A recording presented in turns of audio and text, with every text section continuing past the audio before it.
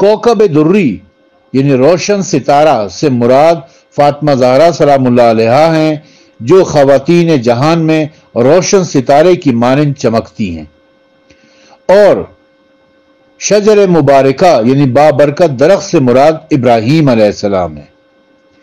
لا شرقیہ ولا غربیہ سے مراد یہ ہے کہ ابراہیم علیہ السلام نہ یہودی تھے اور نہ ہی نصرانی۔ نور علی نور یعنی امام کے بعد امام ہے۔ مقصد یہ ہے کہ خدا جسے چاہتا ہے امام کی معرفت عطا فرماتا ہے۔ یہ تو ایک تفسیر ہے جس سے ہمیں یہ پتہ چلتا ہے کہ اس آیت نور میں مشکات سے مراد سیدہ فاطمہ زہرا ہیں، اور مصباح سے مراد امام حسن علیہ السلام ہیں، اور المصباح سے مراد امام حسین علیہ السلام ہیں، اور نور علی نور سے مراد ایک امام کے بعد دوسرے امام کا آنا ہے۔ اب ایک اور تفسیر بھی اس میں ہے، وہ بھی میں آپ کی خدمت میں پیش کر دیتا ہوں۔ وہ یہ ہے کہ حضرت امام جعفر صادق علیہ السلام نے اللہ نور السماوات والارض اس آیت کے متعلق پوچھا گیا تو آپ نے فرمایا کہ اللہ نے ان الفاظ سے ہماری مثال بیان کی ہے۔ نبی اکرم صلی اللہ علیہ وآلہ وسلم اور ائمہ ہدی خدا کی وہ آیات و دلائل ہیں جن سے توحید کی رہنمائی حاصل ہوتی ہے، اور یہ بزرگوار شخصیات دین کے مسالے اور اسلام اور سنن و فرائض کا راستہ ہیں۔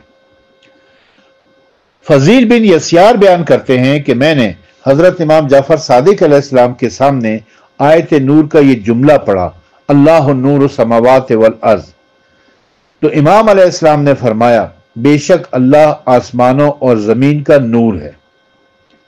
پھر میں نے کہا کہ مثل نور ہی، آپ نے فرمایا وہ محمد مصطفیٰ صلی اللہ علیہ وآلہ وسلم ہے۔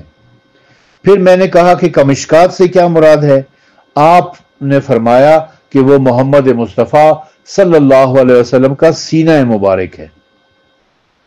پھر میں نے کہا کہ فیہا مصباح سے کیا مراد ہے؟ آپ نے فرمایا کہ اس سے نور علم یعنی نور نبوت مراد ہے، علم نبوت مراد ہے۔ پھر میں نے کہا کہ المصباح فی زجاجہ سے کیا مراد ہے؟ آپ نے فرمایا کہ رسول کا علم علی علیہ السلام کے قلب تک پہنچا ہے۔ پھر میں نے پوچھا کہ کوکب دری سے کیا مراد ہے؟ آپ نے فرمایا کہ وہ امیر المومنین علی علیہ السلام ہے، اور آپ نہ یہودی تھے اور نہ ہی نصرانی۔ میں نے کہا کہ اس کا مقصد کیا ہے؟ علم اتنا زیادہ ہے، آپ نے فرمایا کہ علم اتنا زیادہ ہے کہ امام کے بولنے سے قبل ہی علم اس کے منہ سے برآمد ہونے لگ جاتا ہے۔ میں نے کہا کہ نور علی نور سے کیا مراد ہے؟ آپ نے فرمایا کہ ایک امام کے بعد دوسرا امام۔ عیسیٰ بن راشد بیان کرتے ہیں کہ میں نے حضرت امام محمد باقر علیہ السلام کے سامنے یہ آیت پڑھی تو آپ نے فرمایا کہ نبی کریم صلی اللہ علیہ وسلم کا سینہ علم الہی کا طاق ہے۔